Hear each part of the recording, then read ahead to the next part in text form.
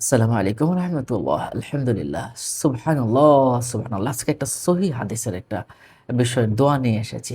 আল্লাহু আকবার। বুখারী শরীফের ৬৩৬৯ নম্বর হাদিস শরীফে এই বিষয়টা এসেছে। রাসূল সাল্লাল্লাহু আলাইহি সাল্লাম এই বিষয়গুলো থেকে মুক্তি পেতে এই দোয়াটা পড়তেন। আর হাদিস শরীফে এই দোয়াটার কথা এসেছে। আপনি যদি প্রত্যেক ফরজ নামাজের পরে আপনি যদি এই দোয়াটা পড়তে পারেন ৩ বার করে বা ১ বার করে যদি পড়তে পারেন, আপনার ভিতর থেকে দুশ্চিন্তা, পেরেশানি, অক্ষমতা, অলসতা, কাপুরুষতা, কৃপণতা, অতিরিক্ত ঋণের ভিতরে আপনি পড়ে গেছেন, ঋণ আল্লাহ পাক দূর করে দিবেন। মানুষের অত্যাচারে বা মানুষের বিভিন্ন প্রবলেমে আপনি পড়ে গেছেন, তারাতেও আল্লাহ পাক এই ছোট্ট একটা দোয়ায় কিন্তু আপনি কিন্তু কি হয়ে যেতে পারেন? মুক্তি পেতে পারেন।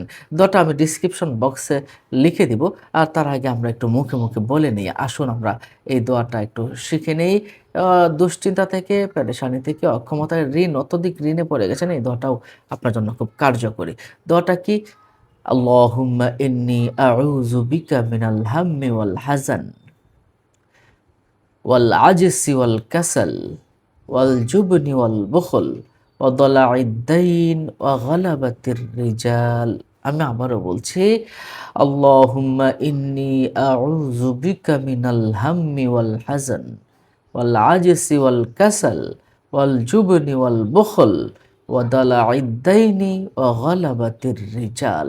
এগুলোর অর্থ হলো, হে আল্লাহ, তোমার কাছে আমি আশ্রয় চাই দুশ্চিন্তা থেকে, পেরেশানি থেকে এবং অক্ষমতা থেকে, ওয়াল আজসি ওয়াল কাসাল, অক্ষমতা এবং অলসতা থেকে, ওয়াল জুবনি ওয়াল বুখল, এবং কাপুরুষতা থেকে এবং কৃপণতা থেকে তোমার কাছে আশ্রয় চাই।